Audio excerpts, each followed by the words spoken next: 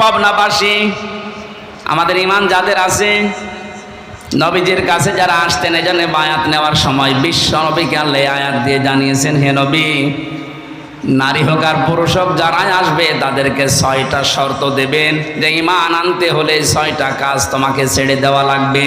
নাকি কবরে দেখাবেন হাদা নাবিয়্যুনা মুহাম্মাদুর রাসূলুল্লাহ, এ কথা বলা লাগবে। 3টি প্রশ্নের সঠিক জবাব যদি কেউ দিতে পারে, আমি হাদিসে পড়েছি, বিশ্ব নবী জানিয়েছেন সঙ্গে সঙ্গে ফেরেশতারা কিন্তু জিজ্ঞাসা করবে, এটা পেলে কোথায়? এই যে বললে রব আমার আল্লাহ, দিন আমার ইসলাম, এটা মুহাম্মাদুর রাসূলুল্লাহ, এগুলো কোথায় পেয়েছো তুমি? আপনি যদি বলেন আমি কোরআনে পেয়েছি, ফেরেশতারা বলবে মারহাবা, জান্নাতের বিছানা বিছিয়ে দেন। আর যদি বলেন না কোরআনে পাইনি, আমি লালনের জীবনী পেয়েছি, দাঁত মুখ যা ছিল সব খুলে ফেলবে। পৃথিবীর কোন কিতাব ফেরেশতারা চেনে না, শুধুমাত্র এই কোরআন শরীফ চেনে। জানি আজকে যখন আপনি স্বাধীনতার শোক অনুধাবন করছেন, পাচ্ছেন যে স্বাধীনতার আনন্দ কি, এই আনন্দকে আরো বহুগুণ বৃদ্ধি করার জন্য কোরআনের সাথে সম্পর্ক তৈরি করা দরকার। যারা বাধা দিয়েছে, যদি কোনো জায়গায় বাধা পান, আপনি সরাসরি নাম্বার সেভ করে রাখেন, আমারে জানাবেন, ঠ্যাং ভেঙে ফেলব। কিন্তু 2টা কথা আমাকে জানিয়েছে, বলছে মিজানুর রহমান আজহারি কিছুদিন পরে আসবে দেশে। আমি যেহেতু মালয়েশিয়া ছিলাম কিছুদিন, কথা বললাম ভাইয়ের সাথে, বলছে যাব কয়েকদিন পরে, আর একটু শান্ত হোক, কারণ শয়তানরা তো এখনো বসে নেই। আমি বাইরে গিয়েছিলাম সিঙ্গাপুর, মালয়েশিয়া, ওরা আমার বিরুদ্ধেও ষড়যন্ত্র এখনো চালাচ্ছে, কারণ এরা দেখছে এ তো ঝামেলা থাকলে আমাদের পিঠের চামড়া জনগণ তুলে ফেলবে। উনি 2টা কথা জানিয়েছে, আমি জাতির উদ্দেশ্যে বলছি, যেহেতু এটা রেকর্ড হচ্ছে, কালকে সারা দেশে ছড়িয়ে যাবে। অন্তর্বর্তীকালীন সরকারের যিনি এখন প্রধান দায়িত্বে আছেন, ডক্টর মোহাম্মদ ইউনূস, ঘোষণা দিয়েছেন গত পরশুদিন, আল্লাহর কোরআনের কথা এ বাংলার জমিনে বলার জন্যে কোনো সলিমুদ্দির অনুমতির প্রয়োজন নেই। সুতরাং আলহামদুলিল্লাহ, আমরা মুক্ত বাতাসে মুক্ত কণ্ঠ দিয়ে আল্লাহর কোরআনের কথা ছিল। এরা আন্দাজে ভালো মানুষ বাড়ি থেকে ধরে এ বোমা বাড়িয়েছে, এ জঙ্গি, এই নাম দিয়ে, বিশেষ করে এই যে মনিরুল, এটা একটা টাটকা নির্ভেজাল শয়তান। আমি তো শয়তান দেখিনি কোনোদিন, ওর দিকে তাকালে আমার মনে হয় শয়তান যদি দেখতাম তো এইরকমই হইত। মাটির নিচে আমার যে ঘরে নিয়েছিল, এ সমস্ত কথা বলতে ওনারা আসার সময় বলেছিল, যা যা করলাম বাইরে যে কিছু বলবেন না, এই জন্য আর বলতেও পারছি না, থাক।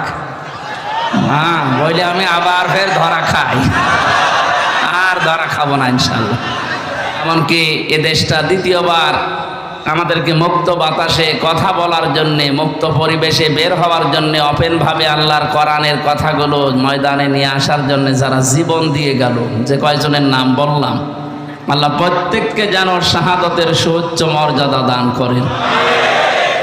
অনেকে ফতোয়া দিয়েছিল যে না, এনারা শহীদ হয়নি, নিজে যে বুক পেতে দিয়েছে। আপনি বুক পেতে দেন তো, আপনি দেন। নবীজি জানিয়েছে যদি আগুনে পুড়ে কেউ মারা যায় সে শহীদের মর্যাদা পায়। এই হাদিস কোনোদিন শোনেননি? কথা বলেন না কেন? কেউ যদি অ্যাক্সিডেন্ট করে মারা যায় সে শাহাদতের মর্যাদা পায়। পাহাড় থেকে পড়ে গেলে শাহাদতের মর্যাদা পায় যদি মারা যায়।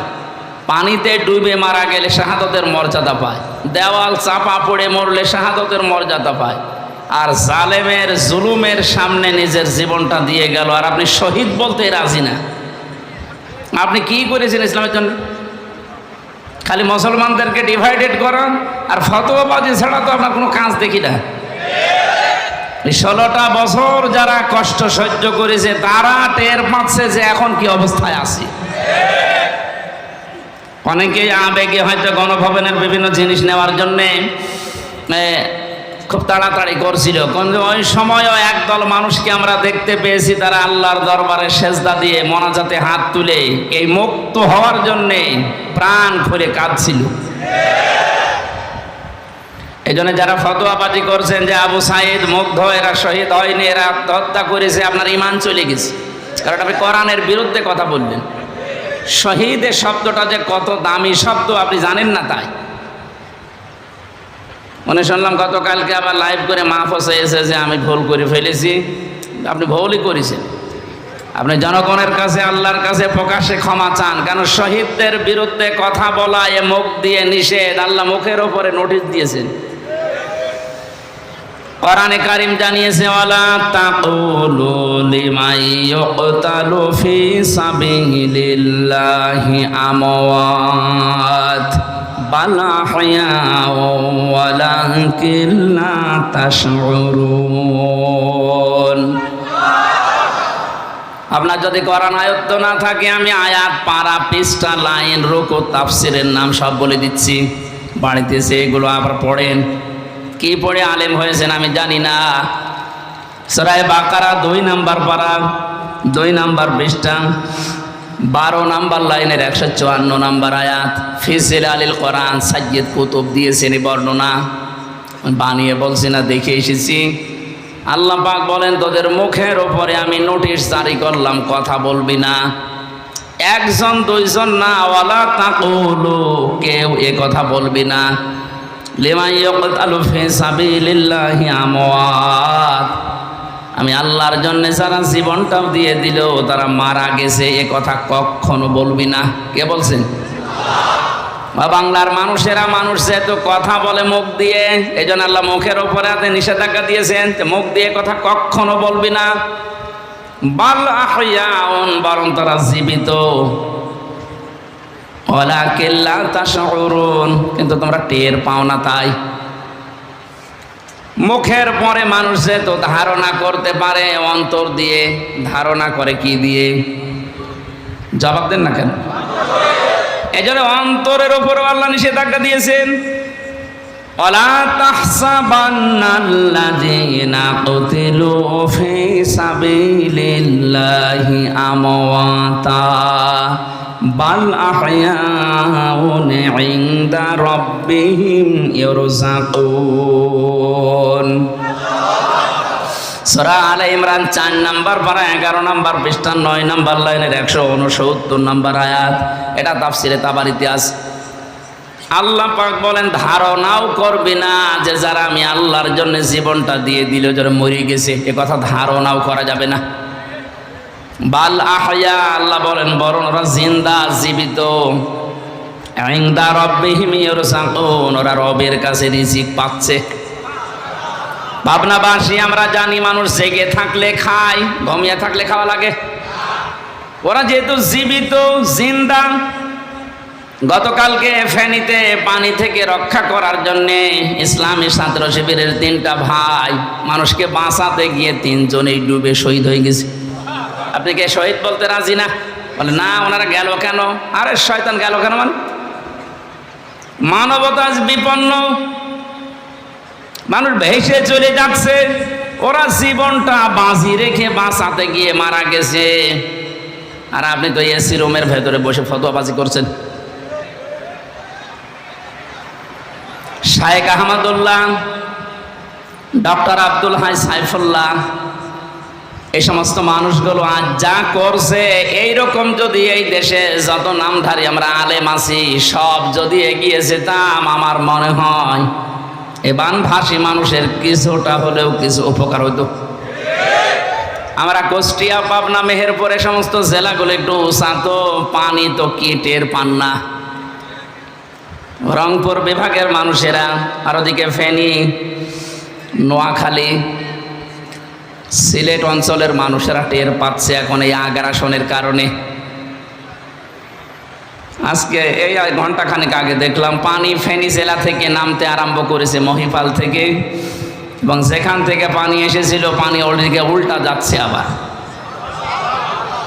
এই যে লক্ষ লক্ষ মুসলিমদের এখন চোখের পানি। গত রাতে আমি তাহাজ্জুদের নামাজ পড়ে আল্লাহকে কান্নাকাটি করে বলেছিলাম, আল্লাহ সকাল হতে হতে যেন একটা সুসংবাদ শোনা যায় যে পানি থেকে মানুষ মুক্ত হচ্ছে। দোয়া আমার মনে হয় এই পাবনা জেলায় পার হতে হতে দোয়া কবুল হয়ে গেছে। কারণ নবীজি জানিয়েছেন ইত্তাকি দাওয়াতাল মাজলুম, মজলুমের বরদোয়া থেকে নিজেকে বাঁচিয়ে রাখবা। ফাইন্নাহা লাইসা বাইনাহু ওয়া বাইনাল্লাহি হিজাব, মজলুমের ভেতরে আর আল্লাহর ভেতরে কোনো পার্থক্য থাকে না, ও দোয়া করলেই কবুল হয়ে যায়। এই জন্যে মজলুমের চোখের পানি যত পড়ছে, আল্লাহ রাব্বুল আলামিন আমার মনে হয় দোয়া কবুল করে এই বানভাসী মানুষদের দুঃখ কষ্ট লাঘব করছে। ইতিহাস যেটা পড়েছি, ফেরাউন ধ্বংস হওয়ার পর এবং হস্তি বাহিনীর যে নাম শুনি আমরা, কাবা ঘর ভাঙতে এসেছিল, পৃথিবীর বড় বড় জালেম দুনিয়ায় যারা বিদায় নিয়েছে, এরা বিদায় নেওয়ার পরে কয়েকটা চিহ্ন নিদর্শন পৃথিবীর মানুষ দেখেছে। তার ভেতরে এই বৃষ্টি একটা, পানি একটা, বন্যা একটা, যাই বলে, এগুলো একদিন, 2 দিন, 5 দিন, 40 দিন একাধারে স্থায়ী হওয়ার কারণে ওই এলাকাকে আল্লাহ এমনভাবে উর্বর করে দিয়েছে, ওদের অভাব অনটন আল্লাহ ওইটার কারণে দূর করে দিয়েছে।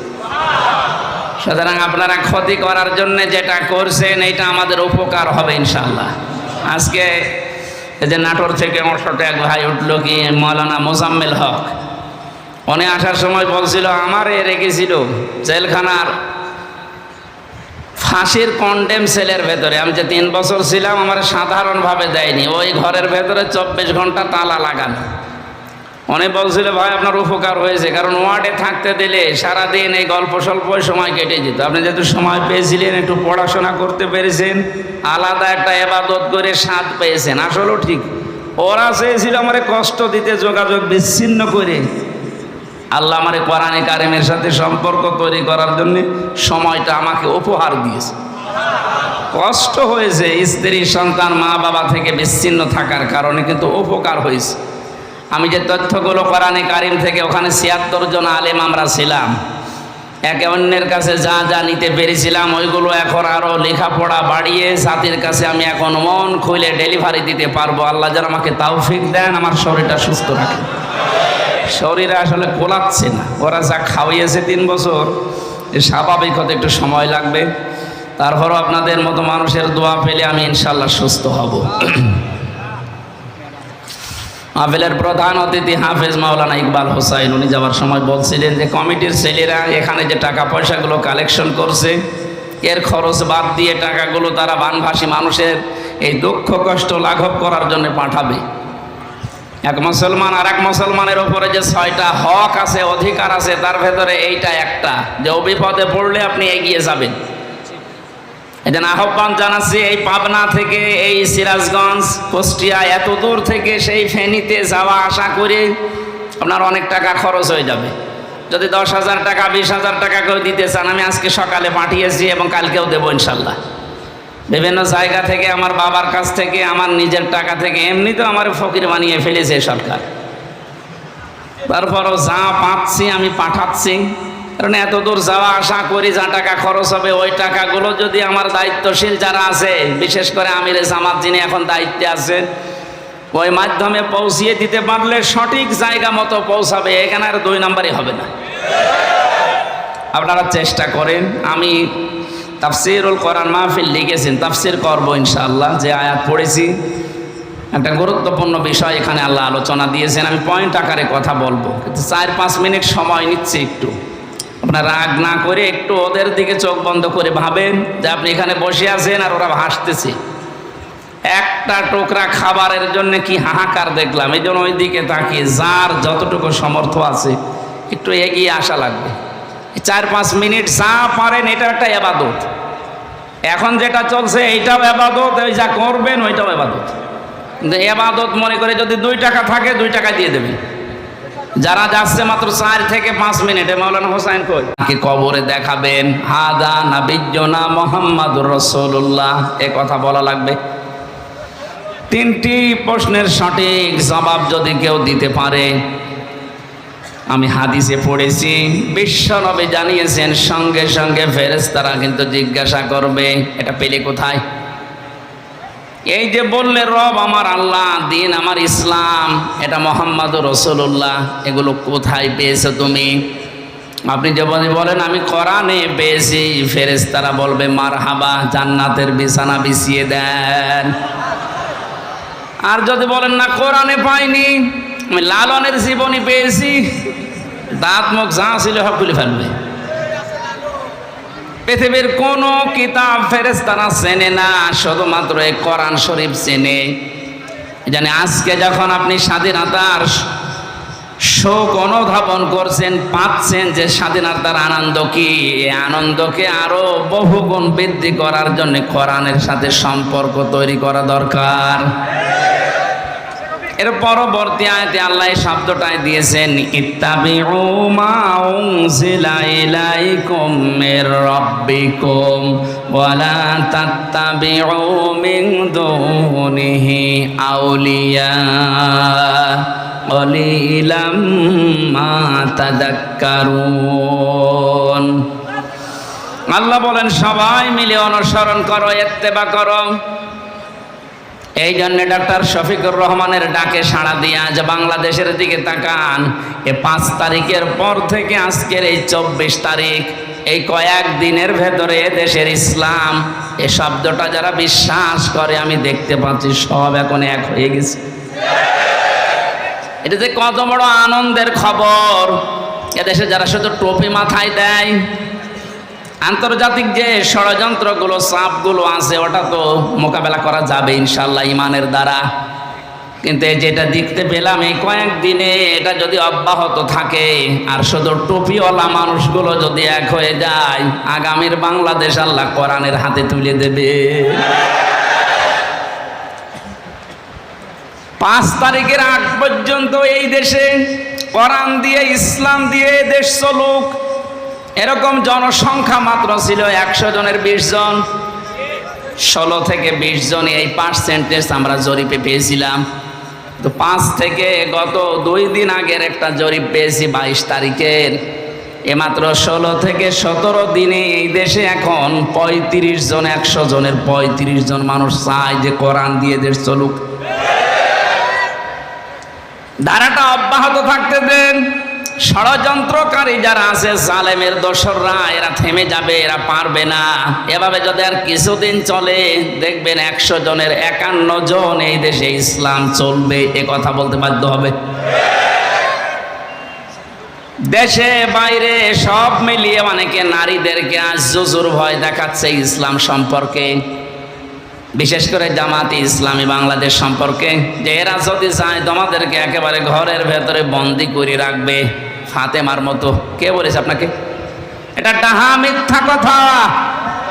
মুহাম্মদ রাসূলুল্লাহর আদর্শ অনুসরণ করে যারা এই দেশে দিন কায়েমের শপথ নিচ্ছে, আল্লাহর কসম এখন অনেক নাস্তিক পর্যন্ত বলতে বাধ্য হচ্ছে, যদি এদের হাতে দেশটা 5 বছর দেওয়া যায়, নারীরা থাকবে জান্নাতে।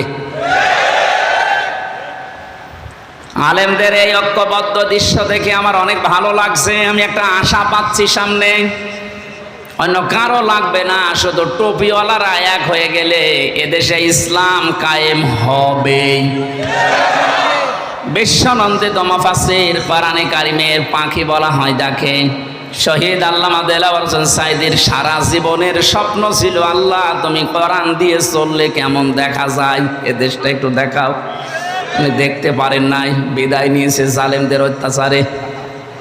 কিন্তু এখনো আমি প্রতিদিন জেলখানায় বসে দোয়া করতাম, আল্লাহ বাবা চালিয়েছিল এ দেশটা, অনেকেই দেখেছে কেমন চলেছে।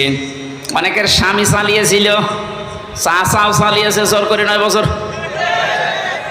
বউ চালিয়েছিল, ভাবি চালিয়েছে। এখন শুধু দেখতে বাকি আছে যে কোরআন দিয়ে দেশ চললে কেমন দেখা যায়।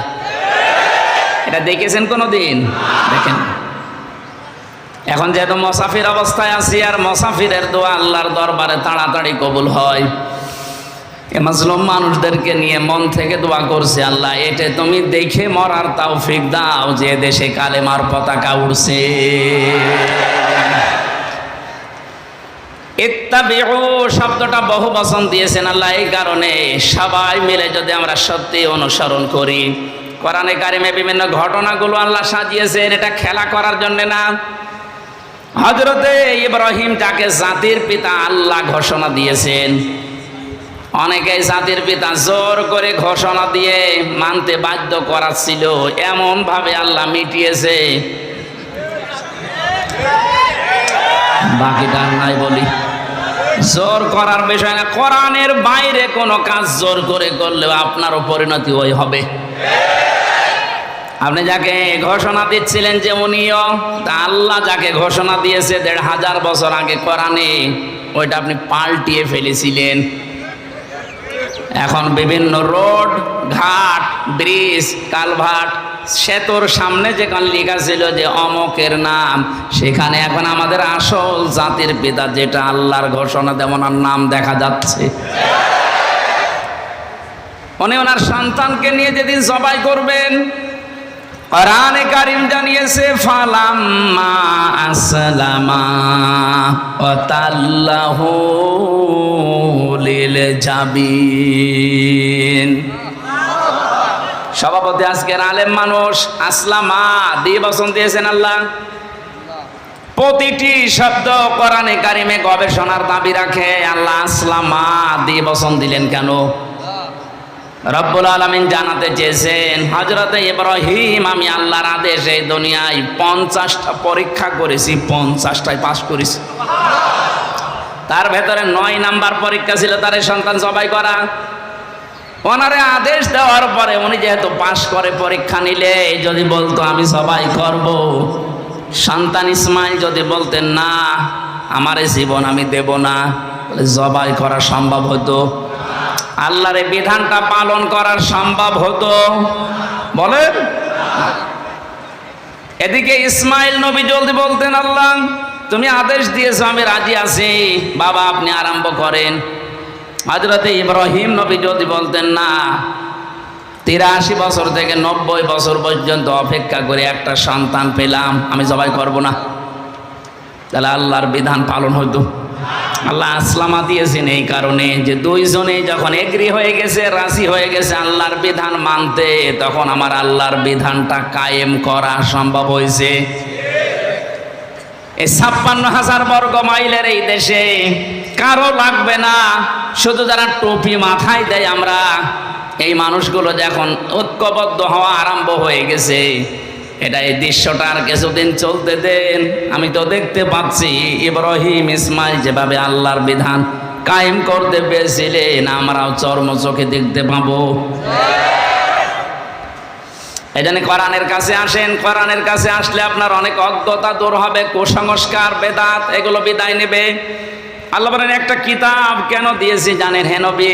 এটা দিয়ে মানুষকে সতর্ক করবেন, কিন্তু সতর্ক করার সময় আপনি কোনো ভয় পাবেন না।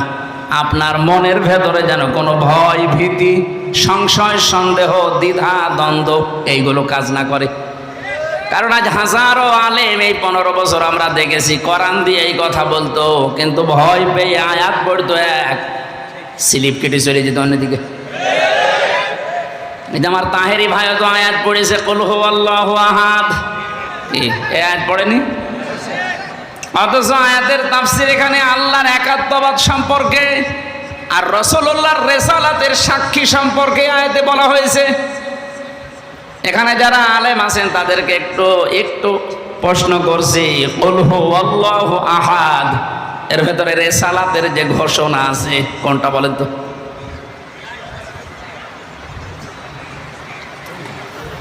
এই যে কুল মানে হে নবী আপনি বলেন। নবী যে নবী ছিলেন তাকে বলানোর জন্য আল্লাহ কুল শব্দ দিয়ে আয়াত আরম্ভ করেছেন। তাহলে কুল হুয়াল্লাহু আহাদ এই আয়াতের ভেতরে আল্লাহর একাত্মবাদ যেমন আছে, রাসূলুল্লাহর রিসালাতের ঘোষণাও আছে। আল্লাহ পাক এই আয়াতটা আমার আলেমদের মুখ দিয়ে বের করিয়েছে, আমরা করিয়েছি 15 বছর। এই মানুষগুলো কি বলে দেখেন তো, কুল হুয়াল্লাহু আহাদ হে নবী বলেন আল্লাহ এক, এরপরে চলে যায় আস্তে আস্তে কাটতে কাটতে অন্যদিকে। এবার তাফসীর করার সময় বলছে এই নবী কোন নবী? ফাতেমার বাবা। ফাতেমা কোন ফাতেমা? হোসাইনের মা। এ হোসাইনের হোসাইন কোন হোসাইন? এ কারবালার প্রান্তরে শহীদ হয়েছিল। এখন আপনাদেরকে আমি কারবালার ঘটনা শোনাবো, মাত্র 2 ঘন্টা তাফসীর হচ্ছে, দেখেছেন আয়াত পড়েছে কি বলবো আল্লাহু আহাদ, আর তাফসীর হচ্ছে কারবালা। তাও কারবালার যে 27টা শিক্ষা আছে ওগুলো বলতে চায় না।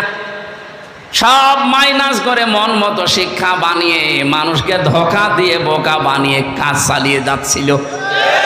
এই জন্য আল্লাহ হারাজন দিয়েছেন। ওই হারাজন এটা খেলা করা শব্দটা না, আমি যত তাফসির মিলিয়েছি এই হারাজনের সাথে দুইটা ব্যাখ্যা পেয়েছি। নবী আপনি কথা বলার সময় হয়তো মনে হতে পারে যে পাবনা জেলার চাটমোহরের সমাজ এলাকার লোকেরা আবহমান কাল থেকে এটাকে ইসলাম মনে করে পালন করে আসছে, এখন যদি এইটা কোরআন দিয়ে বলতে চায় তো টিকবে না। যেমন মাজার পূজা করা, এই কথা বলছেন, পীর পূজা, মাজার পূজা আর হিন্দুদের দুর্গা পূজা আর দর্গা পূজা একই। আপনি ইমান নিয়ে করছেন আর ওরা ইমান না নিয়ে করছে। পীর পূজা, মাজার পূজা, দর্গা পূজা, দুর্গা পূজা সব এক, কোনো পার্থক্য নেই। ওরা করলে যদি ওদের ইমান নষ্ট হয়ে যায় ওরা শিরিক, আপনি চালিয়ে দেন ওরা মুশরিক, তা আপনি কি? আয়াতের প্রথমে এই শব্দটাই আসবে, এই জন্য একটু হিংস দিলাম। যারা শিরিক করছে মাজারের ব্যবসার নাম নিয়ে, কোরআনের তাফসীর করতে গেলে ওইগুলো তো টিকবে না।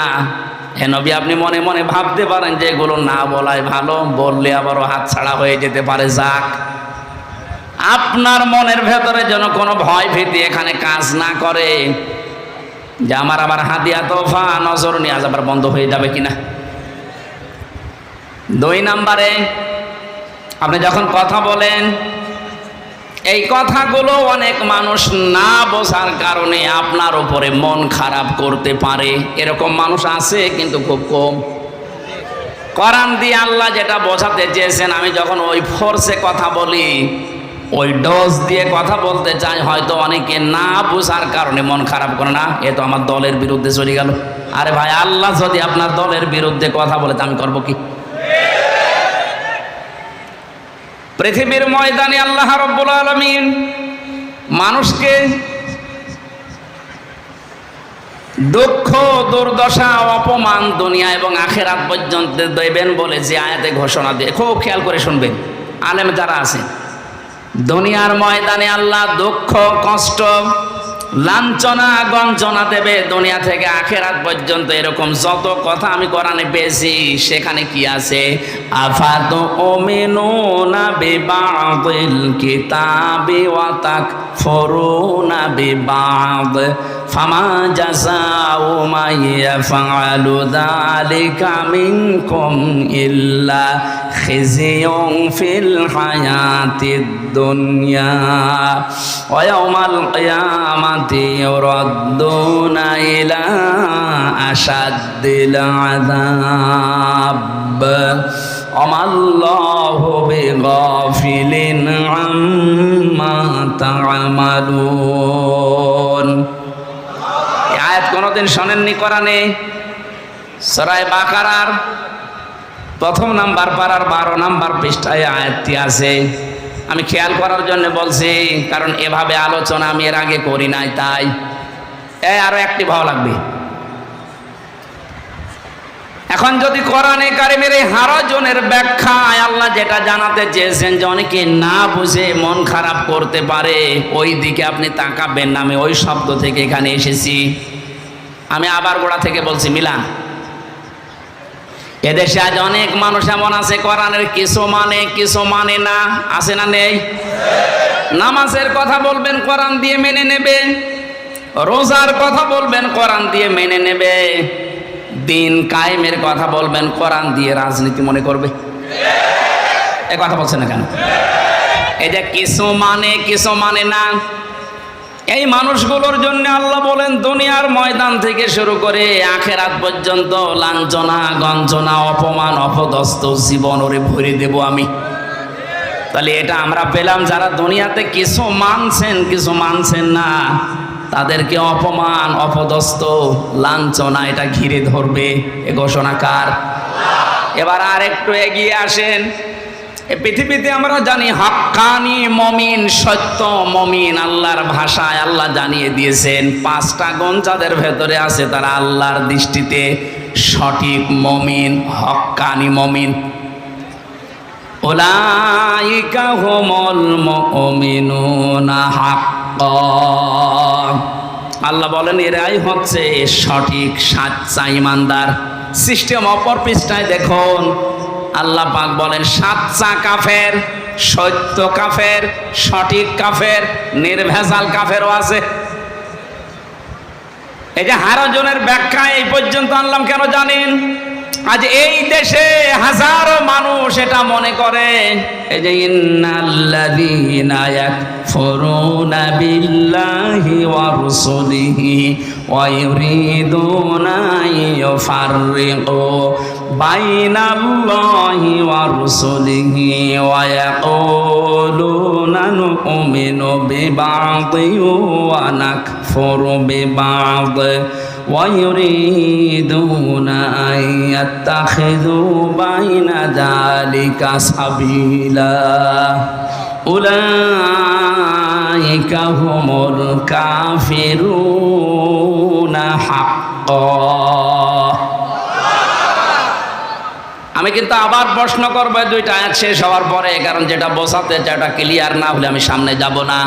এটা সূরা নিসা 6 নাম্বার পারা, 3 নাম্বার, প্রথম নাম্বার পৃষ্ঠার 3 নাম্বার লাইনের 150 নাম্বার আয়াত। এটা আল্লাহ ধর্ম নিরপেক্ষ মতবাদ যারা বিশ্বাস করেন তাদের বিরুদ্ধে দিয়েছেন। ইন্নাল্লাযীনা, নিশ্চয় যারা ইয়াকফুরুনা, কুফরি করে, গোপন করে, চেপে রাখে, অবিশ্বাস করে, মানতে চায় না, বিল্লাহি ওয়া রাসূলিহি, আল্লাহ এবং তার রাসূলদেরকে, ওয়া ইউরিদুনা, তারা চায়, আইয়ুফাররিকু বাইনাল্লাহি ওয়া রাসূলিহি ওয়া ইয়াকুলুনা নু'মিনু বিবা'দি ওয়া নাকফুরু বিবা'দ। ওরা চায় আল্লাহ রাসূলের মাঝখান থেকে আরেকটা রাস্তা বের করে, আরেকটা পথ তৈরি করে, কিছু বিশ্বাস করবে, কিছু বিশ্বাস করবে না, এরকম একটা আলাদা ধর্ম বানাতে, যাকে আমরা বাংলাতে ধর্ম নিরপেক্ষ মতবাদ বলে জানি। আল্লাহ এতটুকু শেষ করেননি, ওয়া ইউরিদুনা, তারা চায়, আইয়াত্তাখিযু, গ্রহণ করতে, বাইনা যালিকা সাবিলা, ধর্মও না, একেবারে ধর্মহীনও না, মাঝামাঝি আর একটা, যেমন আমাদের ইনু চাইতো, ইনু নুনু, রাশেদ খান মেনন, এরা যেমন চাইতো, আল্লাহ মনে হচ্ছে ওদের নাম ধরে ধরে আয়াতটা নাজিল করেছে, যদিও ইনু নুনু এ নাম নেই, কিন্তু এই বাইনা যালিকা সাবিলা এটা দিয়ে ওদের দিকে আল্লাহ ইঙ্গিত দিয়েছেন। ওরা বলতো ব্যক্তিগত জীবনে ধর্মের বিষয়, পারিবারিক জীবন, সামাজিক জীবন, অর্থনৈতিক জীবন, রাজনৈতিক জীবন, আন্তর্জাতিক জীবনে এখানে ইসলামের দরকার নেই।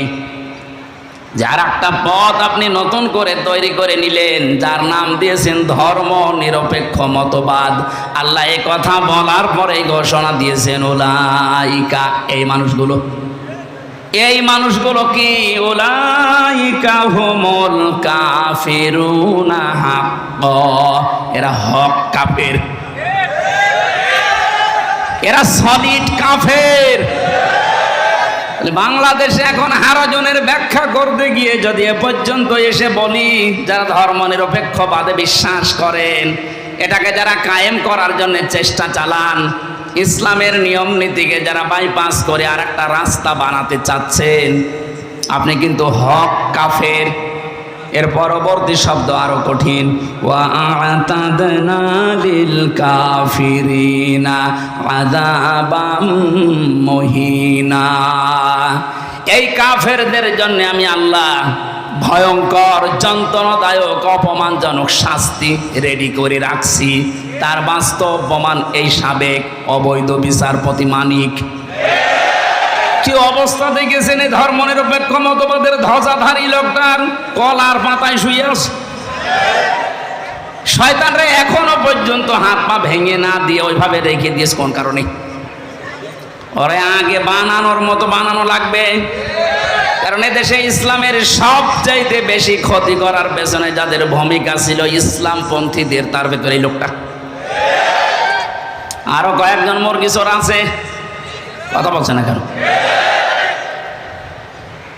এই যে হারাজনের ব্যাখ্যা করতে গেলে ওই দিকে যাদের টান আছে ওদের মন খারাপ হবে। হ্যাঁ, এ হুজুর তো জামাত ইসলামের হুজুর, এ হুজুর সরমনার হুজুর, না, আমার বিরুদ্ধে চলে যাচ্ছে।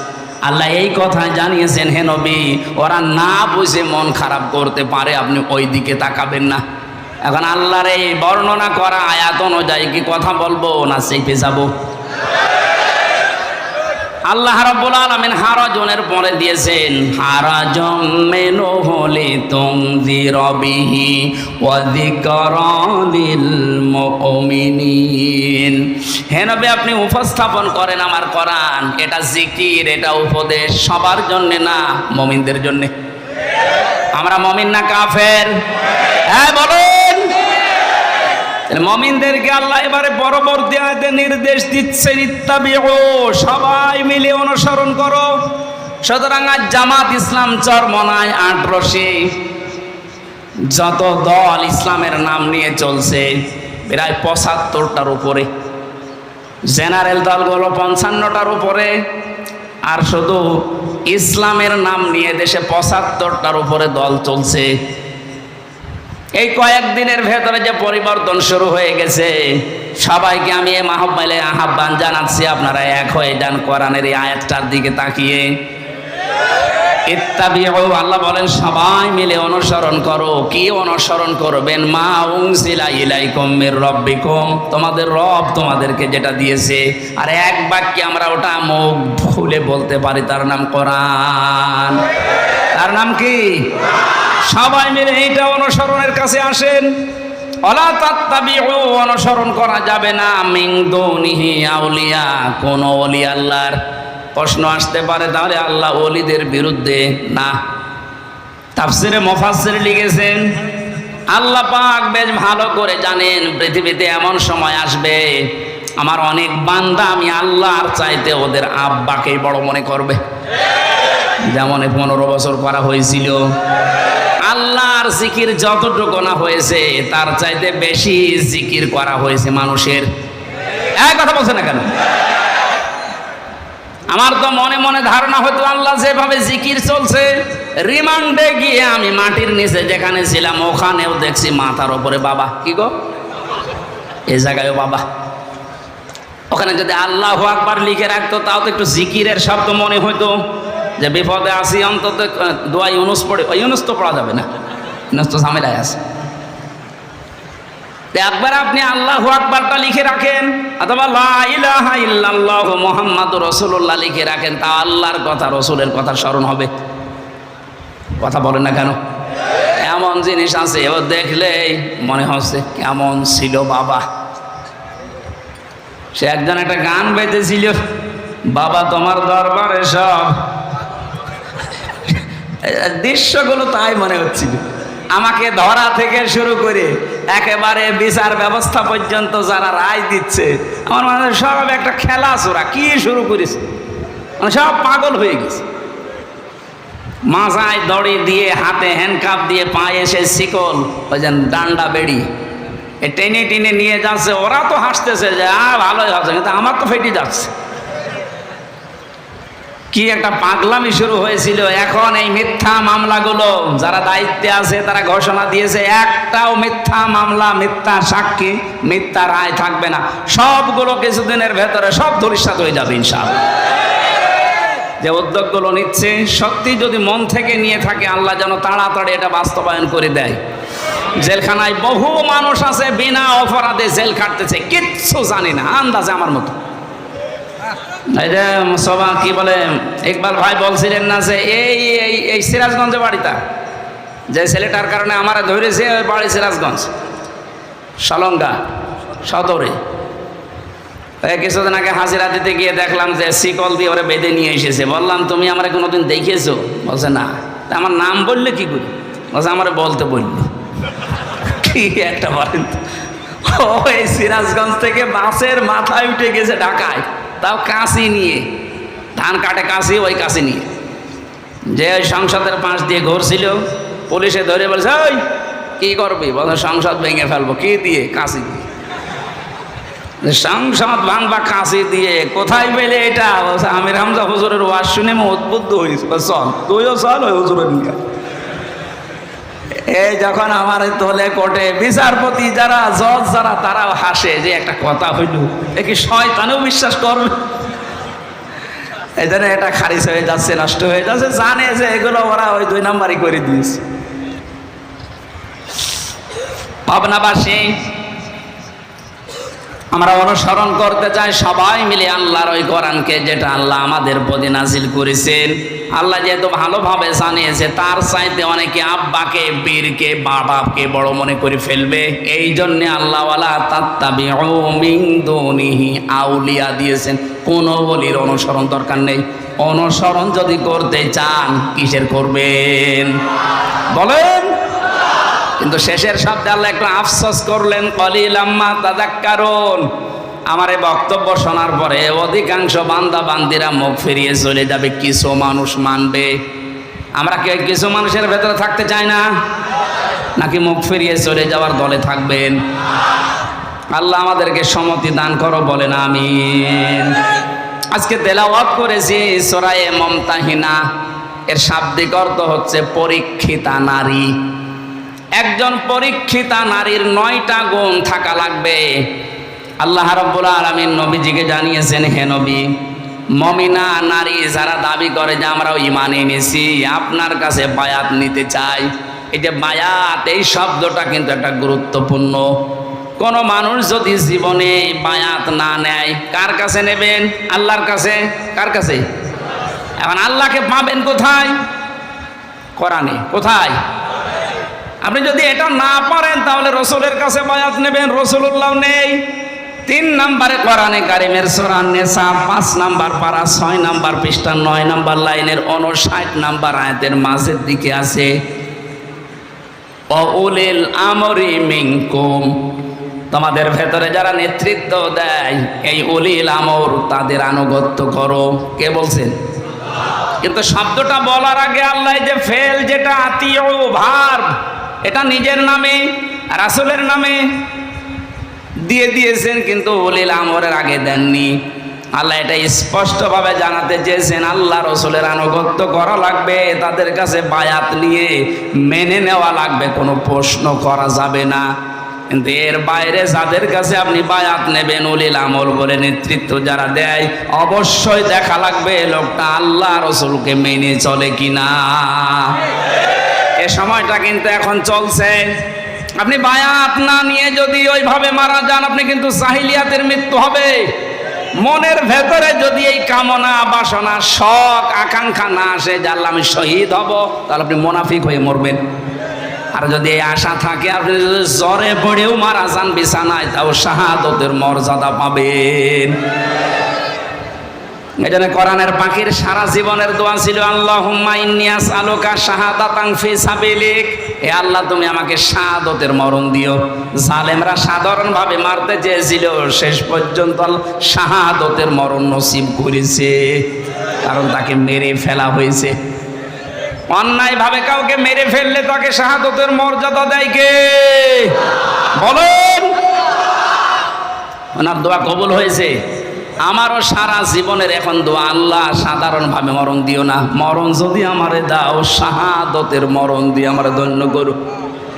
কারণ এই মরণে কোনো কষ্ট নেই। পিপিলিকা কাটলে যেমন ওই রকম কষ্ট দিয়ে আল্লাহ দুনিয়া থেকে বিদায় করে দেবে। এরকম মরণ দরকার। তাছাড়া ধুকে ধুকে এই যে দরবেশ বাবার মতো এরকম মরার কোনো, তো মারা যাবে।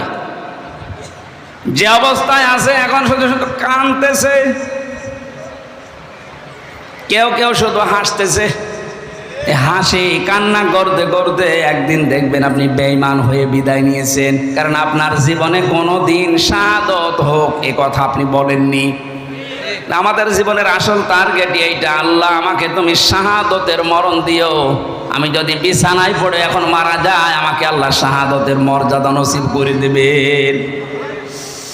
ও পাবনাবাসী, আমাদের ঈমান যাদের আছে, নবীজির কাছে যারা আসতেন, এই জন্য বায়াত নেওয়ার সময় বিশ্ব নবীকে আল্লাহ আয়াত দিয়ে জানিয়েছেন, হে নবী, নারী হোক আর পুরুষ হোক যারাই আসবে তাদেরকে 6টা শর্ত দেবেন, যে ঈমান আনতে হলে 6টা কাজ তোমাকে ছেড়ে দেওয়া লাগবে। ইযা জাকাল মুমিনাতু ইউবাইউনাকা আলা আল্লাহ ইউশরিকনা বিল্লাহি শাইআ। এক নম্বরে আপনার কাছে যারা আসবে তাদেরকে বলেন যে জীবনে আর যাই করো কোনোদিন শিরিক করা যাবে না। এ ঘোষণা কার? ও পাবনাবাসী, আমি কোরআন সামনে নিয়ে মাথায় নিয়েও গ্যারান্টি দিতে পারি, ছোটখাটো গোনা যদি যাই হোক না কেন, শিরিক যদি না থাকে আপনি জান্নাত পাবেন। এজন্য আপনাকে যদি কেটে ফেলা হয়, পুড়িয়ে ফেলা হয়, টুকরা টুকরা করা হয়, তারপরও জীবনে কোনোদিন যা করেন শিরিক করবেন না। এখন এই শিরিকটা আমাদের জানা দরকার। শিন র কাফ, শিরকুন মানে অংশীদার স্থাপন করা, পার্টনারশিপ। এই শব্দটা ব্যাখ্যা করলে আমরা চার প্রকার পেয়েছি: শিরিক বিল জাত, শিরিক বিল সিফাত, শিরিক বিল ইখতিয়ার, শিরিক বিল হুকুক। এই এক একটা প্রকার আবার চার প্রকার আছে, 4 আর 16 প্রকার। আবার ওই এক একটা প্রকারের ভেতরে মুফাসসিরিন ইকরাম ভাগ করে দেখিয়েছেন আরো 4 প্রকার করে। এভাবে 48 প্রকার, 72 প্রকার, 120 প্রকার শিরিক আমার আল্লাহ কোরআনে জানিয়েছেন। জোরে বলেন সুবহানাল্লাহ। এজন্য আমাদের উচিত, আমরা যদি ঈমানের দাবি পূরণ করতে চাই, শিরিক এই বিষয়টা আমাদেরকে ভালোভাবে জানা লাগবে। সন্তান যাদের ছেলে মেয়ে হচ্ছে তাদেরকেও আপনি পরিচয় করাবেন আল্লাহর সাথে শিরিকের বিষয়গুলো। হযরত লোকমান হাকিম আজ অমর হয়ে আছেন যতগুলো কারণে, তার 1 নম্বরে কারণ এইটা, তিনি তার ছোট সন্তানকে শিরিকের বিষয়ে পরিচয় করিয়েছিলেন। ইয়া বুনাইয়া লা তুশরিক বিল্লাহ ইন্নাশ শিরকা লাযুলমুন আযীম। যেহেতু সিলেবাসটা নষ্ট করে ফেলেছিল এই কয়েকটা নাস্তিক মিলে, আমাদের ছেলে মেয়েদেরকে শিরিক কিভাবে করা লাগে ওইগুলো সিলেবাসে ঢুকিয়েছিল। এগুলো আমরা এখন আহ্বান জানাই, যারা দায়িত্বে আছেন এই সিলেবাস নষ্ট করে ফেলেন, আবার কোরআন দিয়ে হাদিস দিয়ে মুসলমানদের প্রাণের দাবি সিলেবাস তৈরি করেন। আমাদের সন্তানদেরকে আমরা পরিচয় করাতে চাই লোকমান হাকিমের মতো আল্লাহর সাথে। কথা বলেন না কেন? তিনি এমন একজন কালো মানুষ ছিলেন, তার ঠোঁটগুলো ছিল ঝোলা, শরীর ছিল এত কালো হাড়ের তলার মতো, মাথার চুলগুলো ছিল উস্কো খুস্কো। চেহারার যে বর্ণনা দিলাম, একবার দেখলে আর একবার দেখতে মন চাবে। অথচ তার দাম কি, মর্যাদা কি, কোরআনে কারিমে আল্লাহ 4 পৃষ্ঠার একটা সূরায় তার নামে দিয়ে দিয়েছেন।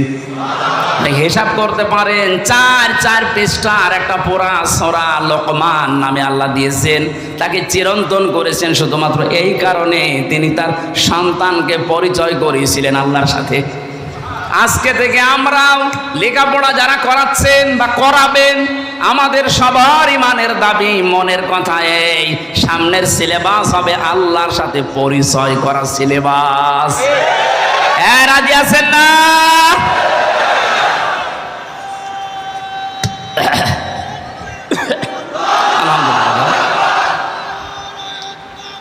আমরাও হয়তো আর 50-60 বছর পরে দুনিয়ায় কেউ এখানে থাকবেন না, সব মাটির নিচে চলে যাব।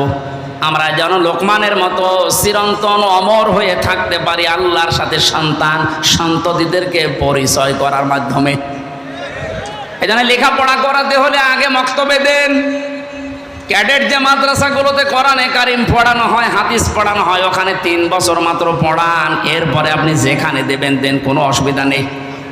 ওর ভেতরে যদি আল্লাহর পরিচয়টা ছোটবেলা থেকে এসে যায়, ঢুকে যায়, ওকে কোনোদিন আপনি এই মানিকের মতো, মুরগি কবিরের মতো নাস্তিক বানাতে পারবেন না। আমার ভাইরা, 2 নম্বরে শিরিক এত প্রকার পড়তে গেলে শেষ পর্যন্ত আমার মোনাজাত হারিয়ে যাবে, আমি তাড়াতাড়ি করছি। 2 নম্বরে আল্লাহর নবীকে আল্লাহ বলেন, ওলা ইয়াসরিকনা, হে নবী যারা আসবে বলবেন যে জীবনে চুরি করবা না। আর আমরা এমন একটা রাষ্ট্র পেয়েছি চুরি ছাড়া কিছু নেই। দরবেশরে ভালো মনে করতাম, ওর বাংলাদেশের শুধু ব্যাংকে 36,000 কোটি টাকা ঋণ পড়ে আছে, ওরে এখন কোটি কোটি করে গোশত বিক্রি করলেও হবে না। আবার ঈমানের দাবি করে যে ঈমান আছে আমার, কোরআনে কিছু ভুল আছে, জোরে বলেন নাউজুবিল্লাহ। আল্লাহ পাক বলেন, ওলা ইয়াসিনি না। যারা আসবে বলবেন জেনা করা যাবে না, জেনা নেই দেশে। কথা বলেন না কেন? কি হারে চলেছে! 250টা নাইট ক্লাব চলতো শুধু ঢাকায়, জেলা শহরগুলো বাদ দিলাম। এটা সরকারি জরিপ। আর এখানে তো সব যে আল্লাহর জিকির করে। কথা বলছে না কেন? চোখের জেনা, হাতের জেনা, মুখের জেনা, লজ্জা স্থানের জেনা ছাড়া ওখানে আর কিচ্ছু নেই এই নাইট ক্লাবগুলোতে। এখন যদি বলেন হুজুর আপনি গেছেন, যারা যায় আমি তাদের সাথে মিশেছি, কারণ জেলখানায় ছিলাম যেখানে ওই রকম মানুষই তো বেশি, সব ওই জায়গায় যে ধরা খাওয়া। এই মানুষগুলো বলতো মাঝে মাঝে যে এই কাজ এখানে হয়। অথচ ঈমান আনার শর্তের ভেতরে 3 নম্বরে নবীজি জানিয়েছেন তোমরা জেনা করতে পারবা না। আর জেনা মুক্ত একটা দেশ উপহার দিতে হলে মাস্ট বি ওয়ালা তাকরাবুজ জিনা ইন্নাহু কানা ফাহিশাতাও ওয়া সাআ সাবিলা। এই আয়াতটা সংসদে কায়েম হওয়া দরকার। সংসদই নেই, কায়েম করবেন কোথায়? সংসদ যেহেতু সামনে তৈরি হবে, আর এই আয়াতটা যারা কায়েম করতে চায় তাদের মতো মানুষকে আমরা ওখানে এবার পাঠাবো। এটা খেয়াল থাকবে তো। যারা যাবার পরে জেনার বিরুদ্ধে আইন পাশ করবে, যারা চুরি করতো ওই মানুষগুলোই কোরআনের আয়াতকে বর্বর আইন বলে চালাতো। যেমন ওই যে মারা গেছে একজন, কি জানো, সরঞ্জিত গুপ্ত, কোরআনে কারিমের আয়াতকে বলেছিল যে ওয়ালা আস-সারিকু ওয়াস-সারিকাতু ফাকতাউ আইদিয়াহুমা জাযাম বিমা কাসাবা নাকালাম মিনাল্লাহ। সূরা মায়েদার এই আয়াতকেও বলেছিল এটা একটা বড় বড় আইন, আল্লাহ এটা ভুল করে ফেলিস। মানুষের হাত কেটে দেওয়া লাগবে একটু চুরি করলে। আর মানে যে বড় চোর, কালো বিড়াল যে বের হয়েছিল এখন বোঝা যাচ্ছে। যাদের থলে থেকে কালো বিড়াল বের হয় এরকম বড় মাপের চোর কোনোদিন ওই সংসদে দাঁড়িয়ে আয়াতের পক্ষে কথা বলবে? সুতরাং এইরকম মানুষ যেন আর কিয়ামতের আগে দেশে ওই জায়গায় যেতে না পারে। ওখানে গেলে আবার এটা চালু করবে, চুরি করবে, ধরাও খাবে, তারপর প্রমাণ করতে পারবেন না, বলবে তদন্ত করা লাগবে। তদন্ত কমিটি গঠন করবেন, তাদেরকে কয়েক কোটি টাকা মেরে দিয়ে সব হাওয়ায় মিশে যাবে। না, এটা আমরা চাই না। ইমানের দাবি পূরণ করতে হলে এদেশ থেকে চুরি, জেনা, এরপরে আছে ওয়ালা ইয়াকতুলনা আওলাদাহুন্না। আজকে কে যেন প্রশ্ন দিয়েছে এই আয়াতের ব্যাপারে, যারা সন্তানদেরকে হত্যা করে, হে নবী আপনি ওদের কাছে এই বায়াত নেন যে বিনা কারণে সন্তান হত্যা করা যাবে না। কেউ যদি আজল করেন ওটা জায়েজ আছে। এটা বাচ্চারা আছে এই জন্য মাসলাটা খোলাখুলি বলতে পারছি না। স্বামী স্ত্রী যারা আছেন, স্ত্রীর অনুমতি নিয়ে আজল করা জায়েজ আছে, কিন্তু সন্তানকে খাবার দেওয়ার ভয়ে কেউ যদি মেরে ফেলেন তাহলে সে মানুষ হত্যা করার গুনাহগার হবে। আমি এটা আলাদা মাসলা, তো একা একা যদি প্রশ্ন করেন তখন আমি নিচে নামবো। ওয়ালা ইয়াতিনা বিবহতান, এই যে এই পয়েন্টটার উপরে কথা বলবো বলে আমি বসেছিলাম। ওয়ালা ইয়াতিনা বিবহতান, তোমরা কারো উপরে তহমত দিবা না, যেটা বাংলাদেশে 15 বছরে সবচাইতে বেশি হয়েছে।